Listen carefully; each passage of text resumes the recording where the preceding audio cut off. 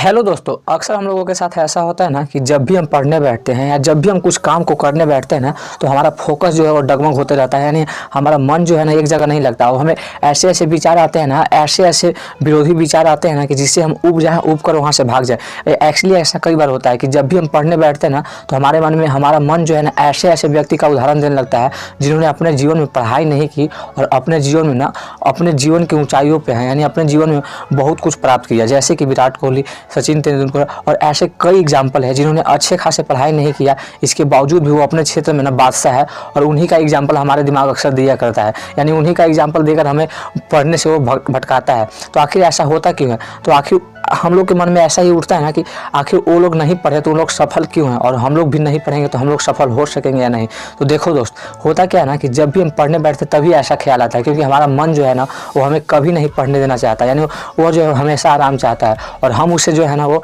ऐसे काम में लगाते हैं जहाँ पर वो लगना ही नहीं चाहता। तो हमें ज़रूरत है कि हम थोड़ी देर शांत होकर अपने मन को समझाएं कि वो लोग जो है ना अपने क्षेत्र का बादशाह है, क्योंकि उनके अंदर जो क्वालिटी था ना, जो उनके अंदर गुण था, उन्होंने अपने आप पर फोकस किया। तो आप भी अगर पढ़ाई या जो भी आप काम कर रहे हो उसमें आपका मन नहीं लग रहा है ना, तो आप थोड़ी देर के लिए शांत बैठे, अपने आप को थोड़ा आराम दे, यानी अपने आप को रेस्ट दे और अपने मन को जानने की कोशिश करें कि आपका मन क्या चाहता है, आप क्या ऐसा चाहते हैं कि जो आप कर सकोगे, आप अपना उसमें 100% दे पाओगे। यानी जो भी काम ऐसा है ना जिसमें आप अपना 100% दे सकोगे, आप वो काम को करना स्टार्ट करो। क्योंकि आज विराट या सचिन या जो भी जितने भी लोग सक्सेसफुल हुए हैं ना, उनके अंदर एक क्वालिटी था कि उनके अगर वो पढ़ने में अच्छे नहीं थे तो उनके अंदर जो क्वालिटी था, जो गुण उनके अंदर अच्छा था ना, उस पर उन्होंने फोकस किया और अपना 110% दिया, यानी अपना 100% दिया, तब जाके आज वो इस जीवन के जो इस बुलंदी को प्राप्त किया, यानी अपने जीवन में इतनी ऊंचाइयों को प्राप्त किया है। क्योंकि उन्होंने अपने अंदर की क्वालिटी को पहचाना, अपने अंदर के जो गुण है, जो यानी जिस काम में वो अच्छे थे ना, उस काम को उन्होंने 110% दिया और अपना